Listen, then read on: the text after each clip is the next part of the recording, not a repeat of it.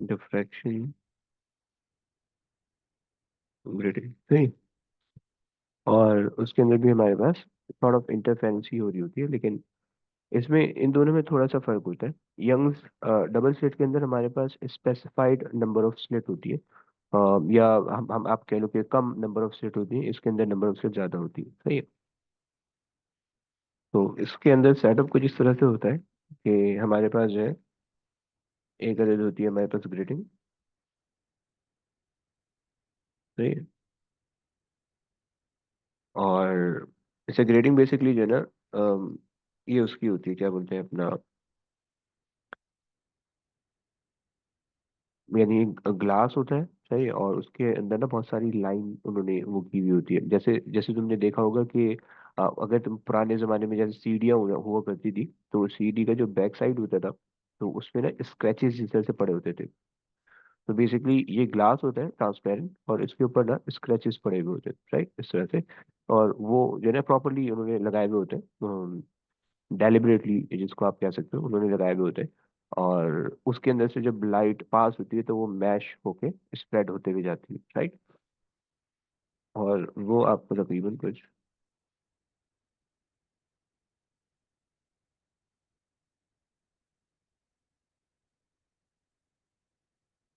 इस तरह से दिखेगा, सही है। सो ये हमारे पास जो है सॉर्ट ऑफ स्क्रीन है, सही है। और हम थोड़ा सा आगे कर देते हैं।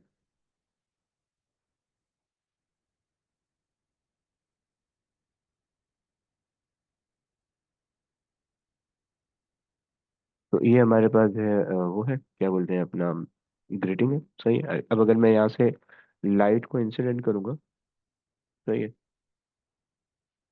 Light of a wavelength lambda, सही है। सो होगा क्या कि वो यहाँ पे जाके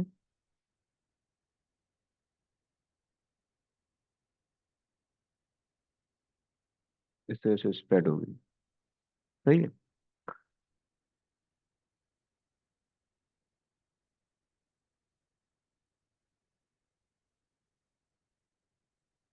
लाइक दिस, सही हो गया। और जितनी ऊपर होगी उसी तरह से 1 2 3 4 5, 5 ऊपर है तो 5 नीचे भी होनी चाहिए। 1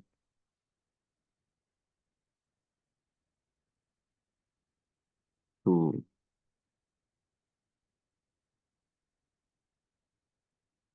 3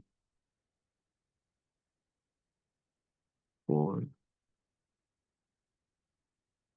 एंड यहाँ भी 5, सही हो गया। तो ये हमारे पास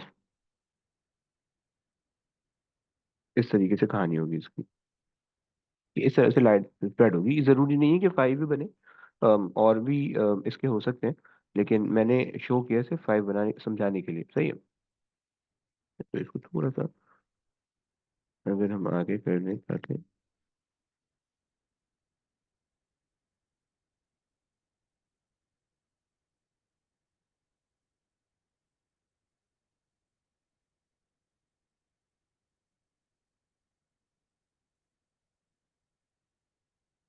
एक्चुअली थोड़ा सा एंगल ना तुम्हें तरीके से बनाना पड़ेगा।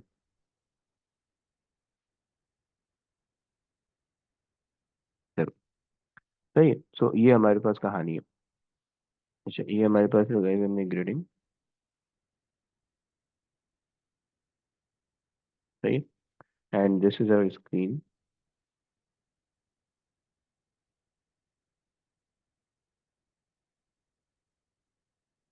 सही है। अच्छा, अब इसके अंदर हमारे पास ये वाला जो है, इसको हम कहते हैं जीरो ऑर्डर, सही है। और ये हमारे पास होता है फर्स्ट ऑर्डर, सही। ये होता है सेकंड ऑर्डर, ये होता है थर्ड ऑर्डर, ये होता है फोर्थ ऑर्डर, और ये होता है fifth order, and so on. जितना भी होगा वो उस हिसाब से आप नंबरिंग करोगे। और सिमिलरली यहाँ पे भी नीचे भी इसी तरह से होगा। So this is first order, this is second order, this is third order, this is fourth order and this is fifth order, right. ये हमारे पास इस तरह से काम चलेगा। अच्छा, जो टोटल नंबर ऑफ ऑर्डर है, अगर तुमने उनको काउंट करना है तो सेंटर को अगर छोड़ दो, सेंटर से ऊपर देखो, तो सेंटर से ऊपर जितने हैं सेंटर से नीचे भी उतने हैं, सही है। और बीच का एक और है, सही है। सो अगर हम ऑर्डर को कहें एन, सही है, कि एक ऑर्डर जो है वो एन है, तो अगर हमारे पास टोटल ऑर्डर हमने निकालने हैं तो हम उसके लिए कहते हैं कि एन, जो कि स्क्रीन के किसी भी आधे, किसी भी एक हाफ के अंदर है, सही है। जो भी ऑर्डर एन स्क्रीन के किसी भी एक आधे उसके अंदर है, लाइक यहाँ पे, तो यहाँ पे 5 है तो इसको मैंने कहा एन, मल्टीप्लाई बाई 2 किया तो मेरे पास ये नीचे वाला आ गया, सही है। और +1 किया तो मेरे पास ये इंक्लूड हो गया, राइट। तो इस तरह से हम ऑर्डर निकाला करते हैं, सही। अच्छा, अब जो हमारे पास ऑर्डर होता है और जो एंगल होता है, so this is the zeroth order. यहाँ से मेरे पास ना एंगल इस तरह से जा रहा होता है, थीटा 1, थीटा 2, सही है, एंड थीटा 3, सही, एंड सो ऑन। तो अगर हमने इसको रिलेट करना हो तो ये हम इसको ना एक फॉर्मूले से रिलेट करते हैं जिसमें हमारे पास आता है n lambda is equals to D sine theta, right. यहाँ पे एन जो होता है, ये होता है नंबर ऑफ ऑर्डर फ्रॉम,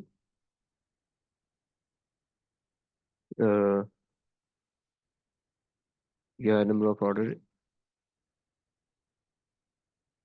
इन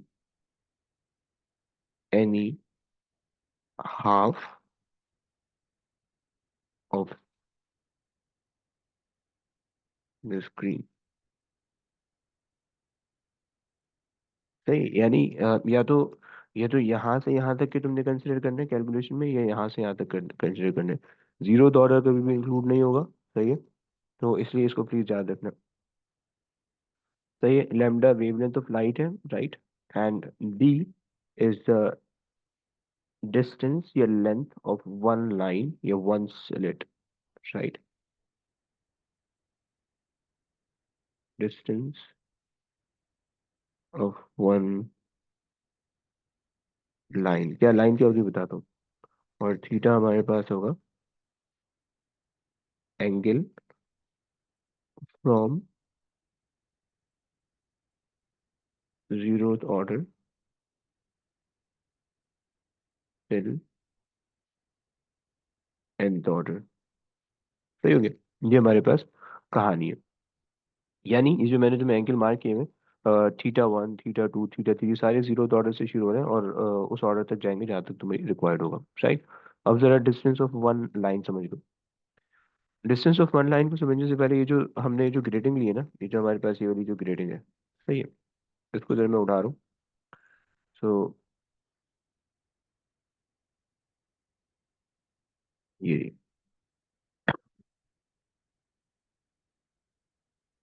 तो ये देखो, ओके, और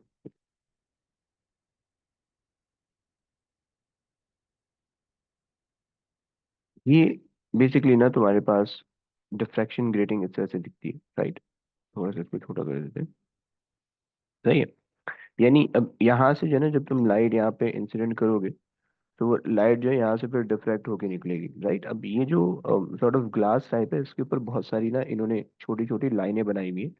यानी छोटे छोटे आप कह लो कि कट लगाए हुए, इस तरह से समझ लो, सही, कि जो लाइट को डिफ्रैक्ट कर रहे हैं, मैच करके भेज रहे हैं, सही है। और इन्होंने क्या लिखा हुआ है कि 600 लाइन्स पर मिलीमीटर, राइट। ये उन्होंने इसके बारे में बता दिया है, राइट। ऑल्दो ये 1 मिलीमीटर का ये नहीं लग रहा है, 1 मिलीमीटर से बड़ा है, ऑब्वियसली बात है, क्योंकि बंदे के हाथ में आया हुआ है जो तकरीबन 2 सेंटीमीटर तो खुला उसका खोल रखा हुआ, सही है। तो इसमें थाउजेंड्स ऑफ लाइन होगी, अगर आप इस पूरे को देखो 5-6 थाउजेंड्स ऑफ लाइन होंगी, सही है।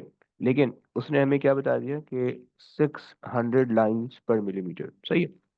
तो बेसिकली हम क्या करते हैं, इसको कैलकुलेट करने का डिस्टेंस बिटवीन वन लाइन, यानी अगर मेरे पास है ना एक लाइन ये है और एक लाइन ये है, सही, ये एक ही लाइन है, तो इस एक लाइन की जो विड्थ है, ये इन दोनों के बीच की जो विड्थ है वो हमें निकालनी है, सही है। तो वो चीज़ जो है ना हमारे पास डी है, सही। तो हम कहते हैं कि भाई हमारे पास अगर लेट से कि 1 मिलीमीटर है हमारे पास, मान लेते हैं, जैसे इन्होंने यहाँ पे दिया हमें कि 1 मिलीमीटर, सही है, और उन्होंने कहा है कि 1 मिलीमीटर कंटेन लेट से 600 लाइन्स, राइट। तो हम इंटरेस्टेड है एक लाइन की लेंथ में इन मीटर्स की कितनी आ रही है, राइट। तो तुम इसको निकाल लोगे एक्स, राइट। तो अगर तुम इसको फॉर्म्युलेट करो तो तुम्हारे पास ये हो जाएगा 1 millimetre divided by 600 line is equal to x, जिसको मैं डी कह रहा हूँ, राइट। ये मेरे पास स्मॉल डी है, राइट। और ये जो है नंबर ऑफ लाइंस है, जब तुम इसको निकाल लोगे तो तुम्हारे पास उसके अंदर जो है एक पर्टिकुलर वैल्यू आ जाएगी, वो तुम्हें पता चल जाएगी, राइट। तो इसको हम कहते हैं टी। अच्छा जनाब, सही हो गया। सो अभी इसी क्वेश्चन पे आते हैं तो क्वेश्चन समझ में आएंगे। तो खैर ये हमारे पास जो है कुछ कहानी थी, यहाँ पे जो 600 लाइन था, मैंने उस 600 को डी से रिप्लेस किया, तो this is capital D and this is small small D. Small D में हम इंटरेस्टेड है, राइट। और यहाँ पे जो डिस्टेंस है वो भी चेंज होता रहेगा according to the situation, right. तो ये हमारे पास जो है ना इसकी डिफ्रैक्शन ग्रेटिंग की कहानी थी, वो मैंने तुम्हें बता दी। अच्छा, कभी कभार जो है ना डिफ्रैक्शन ग्रेटिंग में ओवरलैपिंग का भी कॉन्सेप्ट आ जाता है। अब वो क्या कॉन्सेप्ट है वो मैं यहाँ पे शायद ना समझा सकूँ, मैं जो है ना उसके लिए क्वेश्चन पे चलते हैं और इसके कुछ क्वेश्चन करते हैं, फिर उसके बाद जो है ना वहीं से इसको समझेंगे। तो यंग्स डबल स्लिट और डिफ्रैक्शन ग्रेटिंग हमने कंप्लीट कर दिए, और उसके भी क्वेश्चन मैं भेजूंगा तुम लोगों को। और उसके बाद जो है फिर अब हमारे पास एक चीज़ रहती है जो कि स्टैंडिंग वेव है, सही, स्टेशनरी वेव।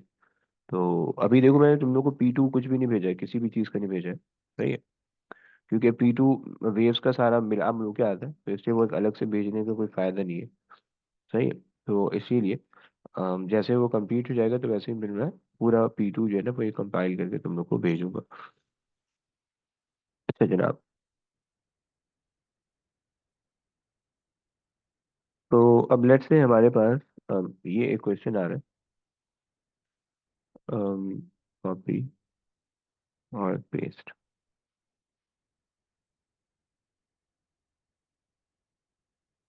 जनाब, भाई जरा रीड करोगी question?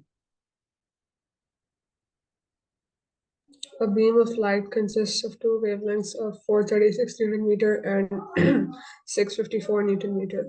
A diffraction grating of 5.0 times 10 to the power 5 lines per meter produces a diffraction pattern in which the second order of one of these wavelengths occurs at the same angle theta as the third order of the other wavelength. सही हो गया। What is the angle theta? अच्छा अच्छा, so we'll उन्होंने, use the formula now. हम्म, अच्छा इन्होंने वैसे बोल ही रखा है ऐसे। देखो अगर आप वैसे वेवलेंथ देखो तो एक आपको तकरीबन 436 ब्लू लाइट के आसपास और एक रेड लाइट के आसपास दिख रही है, सही है। तो अगर आप फॉर्मूला याद करो, n lambda is equal to D sine theta, तो ये फॉर्मूला था हमारे पास। उसने कहा कि वन ऑफ द वेवलेंथ जो है क्या है, in which the second order, in which the ये वाला फटा है, यहाँ पे ये फटा है, सही है। In which the second order of one of these wavelength occur at the same angle theta as the third order of the other wavelength, right?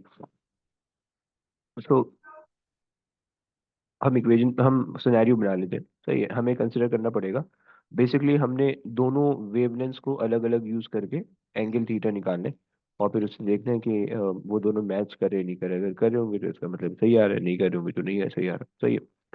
तो इन्होंने हमसे कहा हुआ है कि एन हमारे पास है, अगर हम ले लेते हैं सेकंड ऑर्डर के लिए, तो सेकंड ऑर्डर हम ले लेते हैं 2, सही है। वेवलेंथ मैं ले रहा हूँ सेकंड ऑर्डर के लिए 436, right, is equal to d. अब देखो उसने कहा है कि diffraction grating of 5 exponent 5 lines per metre. हमें पर मीटर नहीं चाहिए, हमें एक लाइन के बीच का डिस्टेंस चाहिए, राइट। तो इसका मतलब है कि 1 metre divided by this much number of line करोगे तो तुम्हारे पास एक्चुअल डी आएगा, बच्चों ये बात समझते हो, भैया ये बात सर आई समझते हो? डिडंट गेट दिस, ये समझ नहीं आया। देखो, ये जो लाइंस है ना, मतलब ये जो डिफ्रैक्शन ग्रेटिंग, अगर तुम इसको सामने से देखोगे तो ये इसकी जो भी लेंथ है, सही है, इन्होंने कहा है इसकी जो भी लेंथ है, लेट्स से ये 1 मीटर मैंने बना दी हुई है, सही है। सो इसके ऊपर बहुत सारी लाइंस इन्होंने लगाई हुई, ये बहुत सारे कट्स लगाए हुए हैं जहाँ से लाइन ने मैश होके पास होना है, राइट, या पास होके मैश होना है, सही, लाइक दिस। तो और इन्होंने बताया हुआ है कि अगर ये मेरे पास 1 मीटर का है तो इस 1 मीटर के ऊपर कितनी नंबर ऑफ लाइन आ रही है, 5 एक्सपोनेंट 5, यानी 5 लाख लाइनें आ रही है, सही है। हमें उन 5 लाख लाइनों को कुछ नहीं करना, हमें एक लाइन देखनी है कि उस एक लाइन की लेंथ या उस एक लाइन का की विड्थ कितनी है, राइट। मतलब अगर मेरे पास ये एक लाइन है तो इस एक लाइन का जो विड्थ है ये कितना है, राइट, समझ पा रही हो? जी सही है। सो इस वजह से हमने क्रॉस मल्टीप्लाई कराना है कि हमें पता है कि भाई हमारे पास 1 metre contain 5 exponent 5 line, so what would be the distance of one line, right. आप समझ पाई? जी जी। तो ये हो गया हमारे पास, अच्छा, तो ये आ गया हमारे पास डी। तो आपने यहाँ पे रख दिया डी, विच इज 1/5 एक्सपोनेंट 5, सही है। और साइन थीटा, अच्छा यहाँ पे मैंने नैनोमीटर नहीं लगाया तो एक्सपोनेंट -9, सही है। अच्छा साइन थीटा की वैल्यू सर एक निकाल, और बात। बोलिए। सर वो हमें आपने पता कैसे करवाया कि कौन सी वेवलेंथ लेनी है 436 या 654? नहीं, अभी अभी नहीं पता ब्रो, अभी नहीं पता। ओके। अभी अभी मैं कर दूँ ना, तुम्हें समझ में आएगा कि कैसे हमें पता चलेगा। So sine theta is equal sir to, आपने वो 436 को लाइक मीटर्स में कन्वर्ट करके लिखा है अभी यहाँ पर? Yes, 436 okay exponent okay -9, okay. -9, सही है, into 5 exponent 5, right. Sine inverse कर दो, थीटा की वैल्यू निकल आएगी। जरा निकालो प्लीज, बताओ, है कैलकुलेटर है पास में? जी सही है। अच्छा, अब बेसिकली हमने इसमें ये माना इस क्वेश्चन के अंदर कि 436 वाली जो वेवलेंथ है वो सेकेंड ऑर्डर जनरेट कर रही है, राइट। और 654 वाली जो वेवलेंथ है हम ये मान रहे हैं कि वो थर्ड ऑर्डर जनरेट कर रही है, राइट, ताकि हम कुछ कर सकें, राइट। तो हमने कहा कि भाई third order is generated by 654 wavelength, right. और सिलेक्ट जो स्पेसिंग है वो सेम रहेगी आपके पास, 5 एक्सपोनेंट 5 और साइन थीटा, राइट। तो आपके पास हो जाएगा 3 × 6 -9 5 एक्सपोनेंट 5, सही है। और यहाँ पे साइन इनवर्स कर रहा हूँ मैं, सही है। तो तुम्हारे पास थीटा आ जाएगा। सर पहले वाले का आंसर 25.8 है। ओके,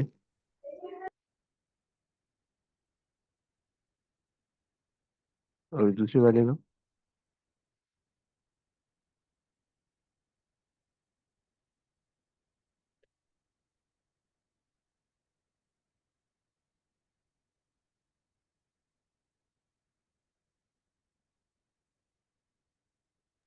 दूसरे का 78.8। 78.8। देखो अल्लाह के फजल करम से उन्होंने दोनों आंसर दिए हैं, सही है। तो तुम्हारे दोनों सही आंसर आ रहे हैं। अच्छा अब जरा देखो, अब यहाँ से क्वेश्चन समझो।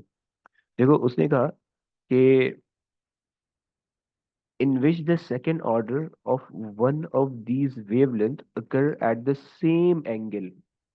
तो इसका मतलब ये था कि जब हमने सॉल्व करना था इन दोनों की वेवलेंथ को अलग अलग, तो हमारे पास जो आंसर आना चाहिए था वो सेम आना चाहिए था, राइट। लेकिन यहाँ से तो सेम आया ही नहीं, तो इसका मतलब है जो हमने ऑर्डर्स पिक किए हुए हैं वो गलत किए हुए हैं, सही है। यानी यहाँ पे जो हमने सेकंड ऑर्डर पिक किया हुआ है और यहाँ पे जो हमने थर्ड ऑर्डर पिक किया हुआ है ये नहीं होना चाहिए ऐसा, तो हम इसको स्विच कर देते हैं, सही है। तो सेकंड ऑर्डर के बजाय हम इस इक्वेशन में रख देते हैं थर्ड ऑर्डर जाके, और इस इक्वेशन में रख देते हैं सेकंड ऑर्डर जाके, राइट। अब जरा एंगल निकालो, अगर अब एंगल सेम आएगा इसका मतलब है सही हो, दोनों का एंगल सेम आएगा तो सही है, राइट। अब ले समझ पा रहे हो? जी सर। सर सेकंड वाला 40.8 है हम्म। और फर्स्ट वाला करना है।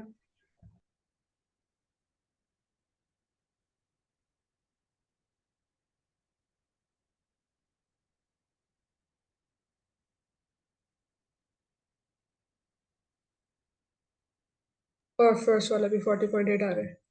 तो इसका मतलब है कि आपके पास 40.8 एक्चुअल आंसर है। होशियारों की तरह मत कर देना कि एक आंसर आया लगा दिया, तो पूरा करना है, सही है ना? ओके। अच्छा जनाब, आ जाओ ये कर लेते हैं। कॉपी और पेस्ट। अगला पहले वाला अभी तुमने करना है, जरा रीड करो please. The wavelength lambda is incident normally on a diffraction grating G. The angle between the direction of the two second order diffracted beams at P1 and P2 is alpha as shown. What is the spacing of the lines on the grating? हम्म। अच्छा, क्या बोलते हो? Sir वही formula तो apply होगा यहाँ पे, और वही we have to use the ratio method to maybe get the angle for one line, or I mean the length for one line. Actually इन्होंने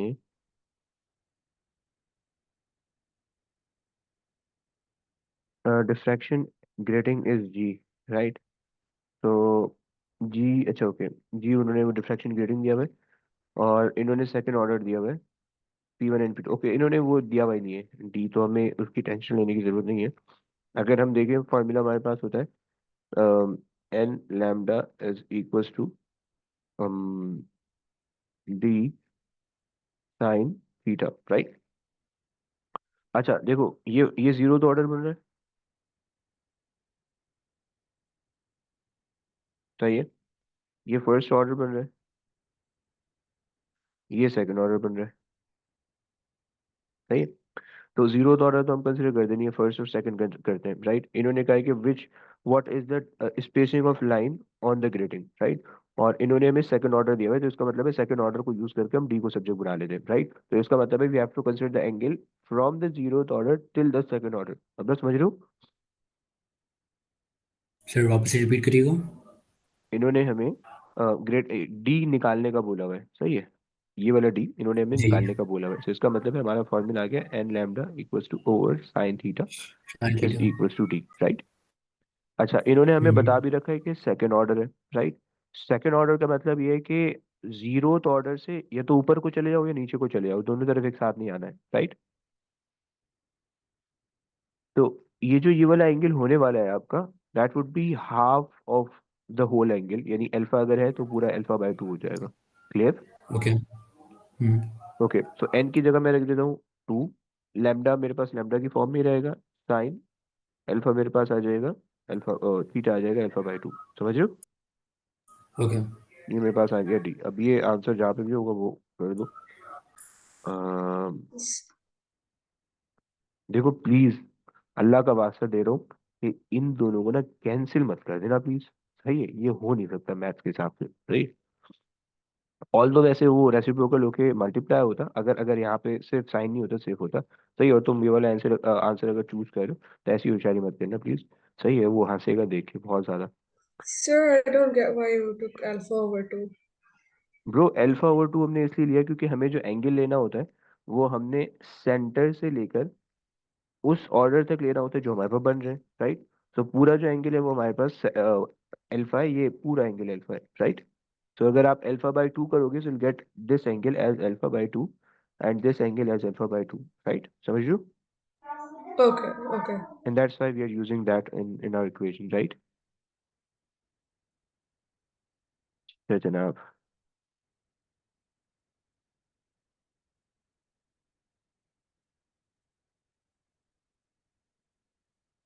कॉपी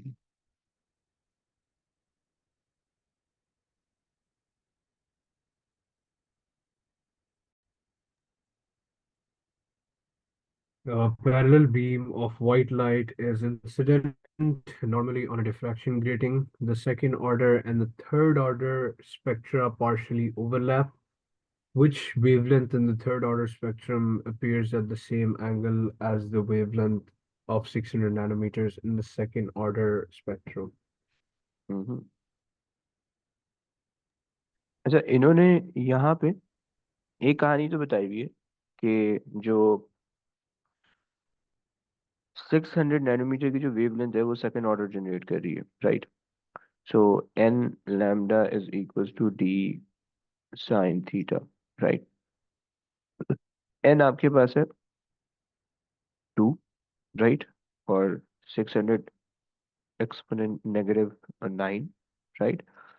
और डी साइन थीटा हमें नहीं पता, राइट? लेकिन उन्होंने ये बताया हुआ है कि दोनों के, देखो हमारे पास अपैरेटस सेम है, राइट? और उसने कहा है कि एक का सेकंड ऑर्डर और एक का थर्ड ऑर्डर ओवरलैप कर रहा है, तो इसका मतलब है जो दोनों के साइन थीटा होंगे वो सेम होंगे, राइट? और डी दोनों का सेम होगा क्योंकि अपैरेटस सेम है, राइट? तो एक हमारे पास ये बन गया। दूसरी इक्वेशन अगर हम बनाए, so third order is actually due to some wavelength lambda is equals to d sin theta, right? तो साइन थीटा यहाँ पे और वो दोनों सेम है साइन थीटा, तो आप दोनों को इक्वेट कर दो, सही है? और 2 इंटू 600 एक्सपोनेंट नेगेटिव 9, सही है, इंटू 3 लैम्डा, राइट? सो 2/3 इंटू 600, सही है। 1 जा 2 जा 2 जा 4, 400 नैनोमीटर आ रहे हैं, सही हो गया, समझ में आता है? Yes, sir. अच्छा जनाब,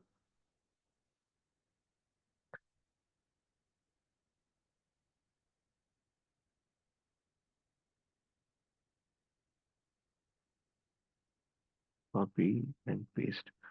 ओके, ये वाला क्वेश्चन आपने नहीं करना है,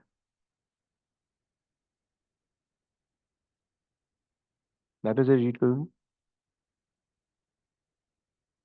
Monochromatic light of wavelength 690 nanometers passes through a diffraction grating with 300 lines per millimeter, producing a series of maxima on a screen. What is the greatest number of maxima that can be observed? अच्छा, greatest number of maxima का मतलब है कि आपके पास जो central maxima होगा, यानी यहाँ से जो यहाँ पे बन रहा होगा, सही है? और जो ग्रेटेस्ट जब बनेगा सो वो इस तरह से बनेगा, लाइक दैट, मतलब यहाँ से आ रहा होगा, लाइक दैट, यानी 90 डिग्री का एंगल बन रहा होगा बीच में। समझ समझ पा रही हो? जी सर। सही है। So N lambda is equals to D sine theta. तो प्लीज याद रखना, जब भी वो मैक्सिमम ऑर्डर निकलवाएगा तो उसके अंदर आपने थीटा को 90 रखना होगा, सही है? सो हमारे पास जो है एन, हमारे पास आ गया लैम्डा 600 है, एक्सपोनेंट नेगेटिव 9, सही है? और is equals to d is, अच्छा, 300 लाइन्स पर मिलीमीटर, यानी 1 मिलीमीटर 1 एक्सपोनेंट नेगेटिव 3 कंटेन, यानी 1 exponent negative 3 metre contain 300 lines, right? So what would be the distance of one line? तो ये आपके पास आ जाएगा d, so d आपके पास आ जाएगा 1 exponent negative 3 divided by 300, right? So 1 exponent negative 3 divide by 300, right? और यहाँ पे आ जाएगा साइन थीटा, साइन 90 हो जाएगा, right? ओके, तो साइन 91 होता है, बाकी सब चीज़ों को सॉल्व कर लो। n is equal to 1 exponent negative 3 divided by 300 into 600 exponent negative 9।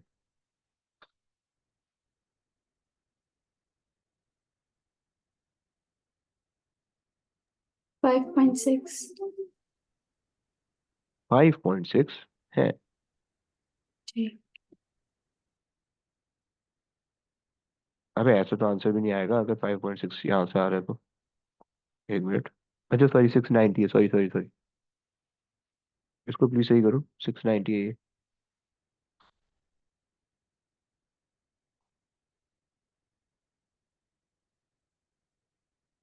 4.8.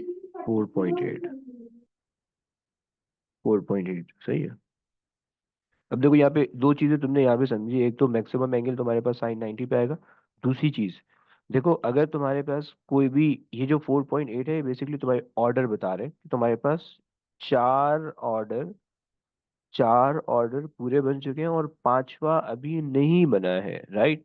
तो तुम इसको राउंड ऑफ नहीं कर सकते हायर वैल्यू पे, बल्कि लोअर वैल्यू पे तुमने राउंड ऑफ करना है। तो ये हमेशा, जब भी तुम डिफ्रैक्शन ग्रेडिंग का क्वेश्चन करोगे, हमेशा लोअर वैल्यू पे राउंड ऑफ होगा यहाँ पे।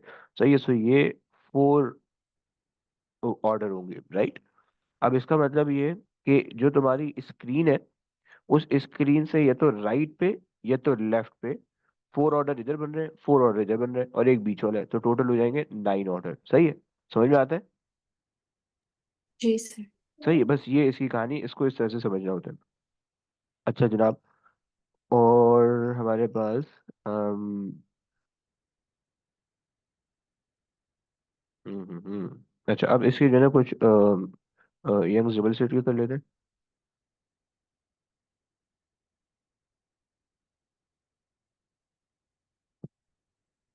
कंट्रोल सी, कंट्रोल वी, आ जाओ। भैया आपने करना है। भैया तो थी नहीं वाली क्लास में, उसको पता ही नहीं होगा क्या हुआ। भैया कल कल वाली क्लास में आप नहीं थी ना। नहीं। हाँ, तो अब कौन से किससे कराएं। अगला से करा लेते हैं। अगला जरा तुम कर लो प्लीज। पहले वाले अब्दुल्ला ने करना है। The double-slit experiment demonstrates interference between two coherent sources of light waves. In the diagram, the curved lines represent wavefronts. At which point does the complete destructive interference, a minimum occur? Uh, अच्छा minima फिर क्या जहाँ है। वो minimum interference था वहाँ होती है जहाँ पे क्रेस्ट, नहीं ट्रफ जो होता है, ट्रफ की आई थिंक ओवरलैपिंग होती है। क्रस्ट और ट्रफ की ऐसे ही ना। जी। ओके। जो बीच का एरिया होता है, इंटरसेक्ट नहीं हो रहा होता शायद वो। तो फिर कौन सा डी जी सर, डी। है। देखो इसमें ना यहाँ पे थोड़ी कंफ्यूजन होती है। देखो ये जो लाइंस जो आपको शो हो रही है ना, ये जहाँ पे जो आपको जिसको आप वेव फ्रंट्स कहते हो, सही है, ये बेसिकली क्रस्ट है, राइट। और जहाँ पे कोई लाइन नहीं शो हो रही, ये बेसिकली ट्रफ है। समझ रहे हो, मतलब समझ रहे हो। जी जी। सब देखो यहाँ पे कोई भी लाइन नहीं शो हो रही, इसका मतलब है यहाँ पे दो ट्रफ एक साथ मिल रहे हैं, तो यहाँ पे भी कंस्ट्रक्टिव इंटरफेरेंस होगी। समझ पा रहे हो। सर वापस से बोलिएगा। देखो जहाँ पे आपके पास लाइन आ रही है लाइक दिस, सही है, ये हो रही है हम्म। Constructive interference, constructive interference, right. जी जी।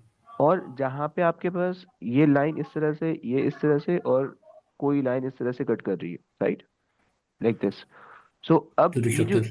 ये जो बीच वाला जो पॉइंट है ना, यहाँ पे भी कंस्ट्रक्टिव इंटरफेरेंस हो रही है। देखो यहाँ पे क्रस्ट क्रस्ट मीट कर रहा है, यहाँ पे ट्रफ ट्रफ मीट करके कंस्ट्रक्टिव इंटरफेरेंस बना रहे हैं। अच्छा, समझ पा रहे हो। Okay okay okay. जी जी। ये जो ये वाला पॉइंट है, ये वाला जो पॉइंट है, यहाँ पे अब ये वेव फ्रंट का एक क्रस्ट आया और जहाँ पे नो लाइन है उसका ट्रफ आ गया, राइट। तो ये डिस्ट्रक्टिव फिर इंटरफेरेंस हुआ। ओके। ये डिस्ट्रक्टिव इंटरफेरेंस हुआ, समझ लो। जी हम्म। जी। तो फिर फिर सी होगा। सी हो जाएगा, परफेक्ट। अच्छा जी, कॉपी और पेस्ट। अच्छा अगला दूसरे वाले अब्दुल्ला तुमने करना है ये वाला क्वेश्चन।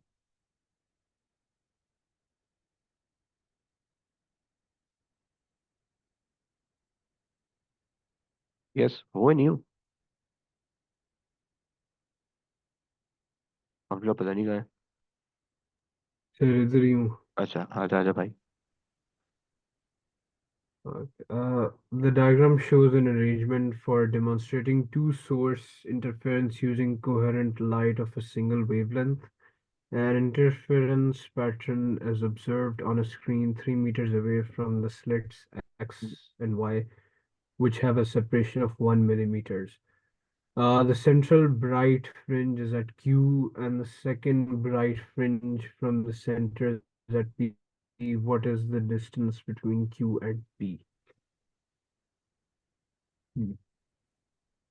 अच्छा बोल रहे हैं कि सेंट्रल ब्राइट फ्रिंज है और P is the second bright fringe, right? Okay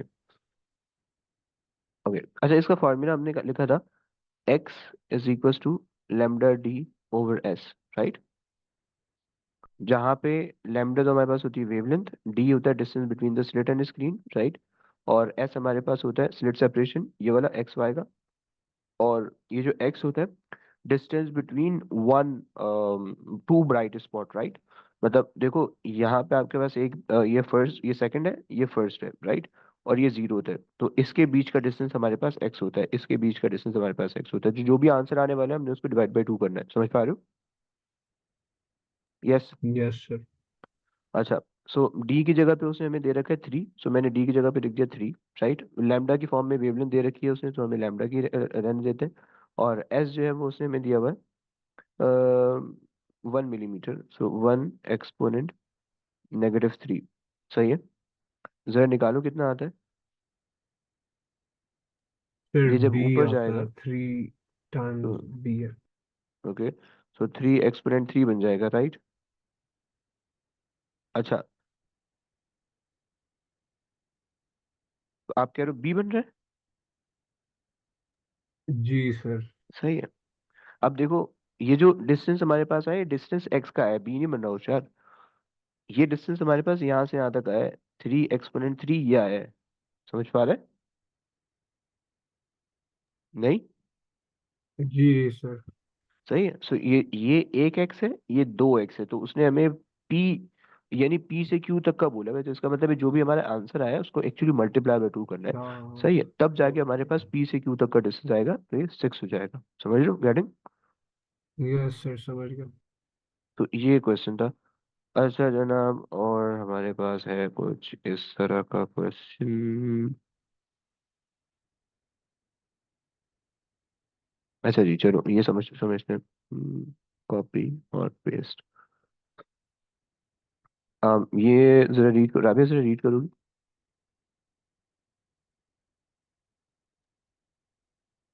Two loudspeakers are placed near to each other and facing in the same direction.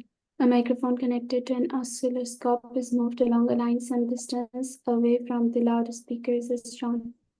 Which statement about the waves emitted by the loudspeakers is not a necessary condition for the microphone to detect a fixed point along the line where there is no sound? Hmm